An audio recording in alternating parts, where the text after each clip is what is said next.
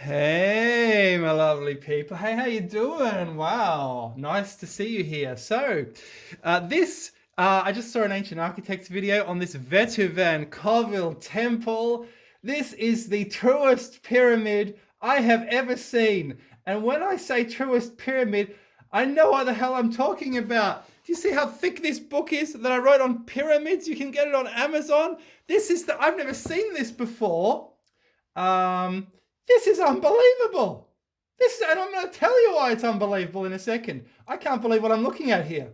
This is the truest representation of what a pyramid is and its mythology that I have ever seen in my life. And we know this is a true pyramid because it's facing northeast southwest. It's got like the pyramids do. It's got the pyramid platforms, one on top of the other, and we're starting to see why there are pyramid platforms when we look at this. Why pyramids are built in layers. This is so good. And what this hemisphere is on the top. Because I have to tell you guys, the original pyramid is a hemisphere. Oh, yes, you heard that correctly. The original pyramid is a hemisphere. If you don't believe me, you will believe me. Because anyone who knows anything about pyramids, anyone at all who has read all the pyramid books, who knows anything about pyramids, knows that the the Cheops pyramid is based on it is a mathematical version, a flat planar version of a hemisphere. And therefore, it's been speculated. Well, it must be a scale representation of the northern hemisphere of the Earth, which it turns out to be. We know this. This is a fact, mathematical fact. And you have to think, why would they do such a thing? Why would they want to do such a thing? Because that is what pyramids are. They're not shapes. I cringe when I read pyramid books and people say, "Oh, this is not a true pyramid because it doesn't have this shape." Look, this true pyramid shape didn't even exist thousands of years ago. It wasn't even called a pyramid shape. This is simply because they were using square blocks, so they thought, "Oh, well, it'll be easier just to make it give it flat faces." That's what I think, and because it's an abstracted version of this. Look at this. This is pointing northeast southwest. It's got gods pointing northeast southwest. This is an abstracted version which doesn't need the gods. So let's get into this. So what are we looking at here? What am I talking about? Well, these are the layers of the Earth. The layers of Middle Earth, Lower Earth, Hell, Upper Earth, Heaven.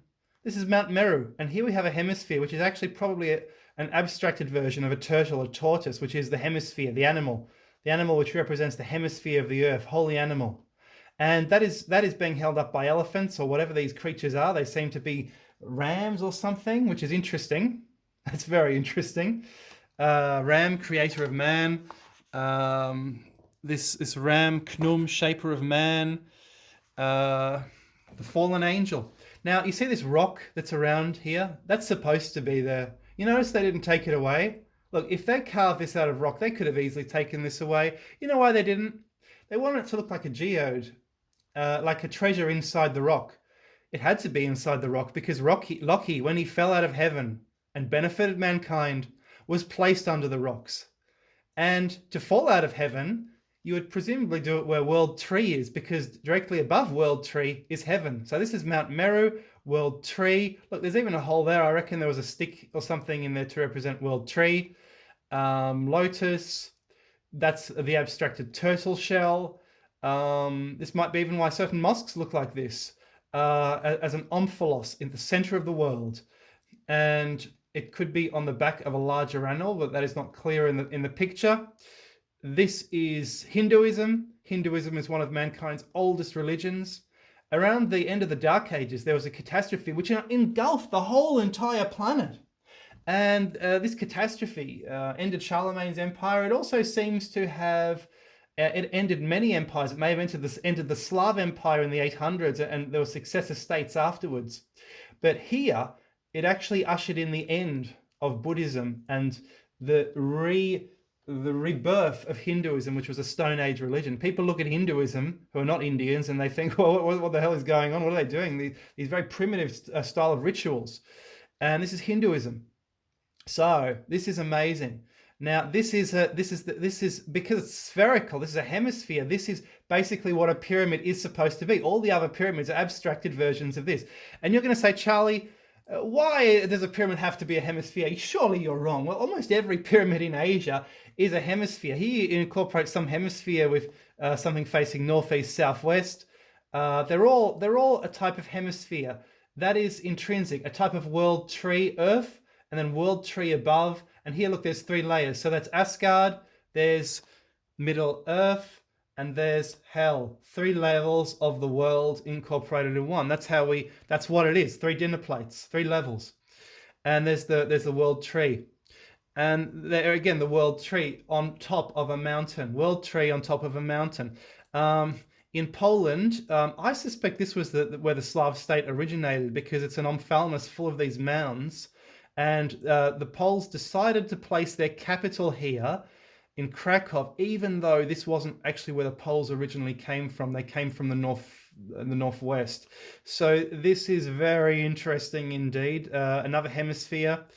If you look at my Newton videos, you'll see the pyramid is supposed to be a hemisphere. The Great Pyramid is supposed to be a hemisphere. That's what it's supposed to represent. The Porcena tomb of Lars Porcena, which the Romans demolished, was supposed to be a hemisphere on top of these things, with more things on top and different layers. I presume layers of the world: Asgard, Middle Earth, and Hell. Let's look at a description of the tomb of Lars Porcena, because this is so similar to Hinduism. Before we do that, look, I just want to show you, there are lots of Indians, and they're making blogs saying that the Etruscans seem to have Hindu mythology, because the Hindu mythology is so damn old. So this is Etruscans, the pre-Romans, and this guy is saying this is actually Rama. This is from an Etruscan tomb, but he's saying it's Rama with the bow and arrow, Sita holding a plant, and Lakshman holding a spear, going in that direction, right? Louvre Museum, France, Paris, from Etruscan tomb. So let's look at the tomb of Lars Porcena. I don't know if that's it or not.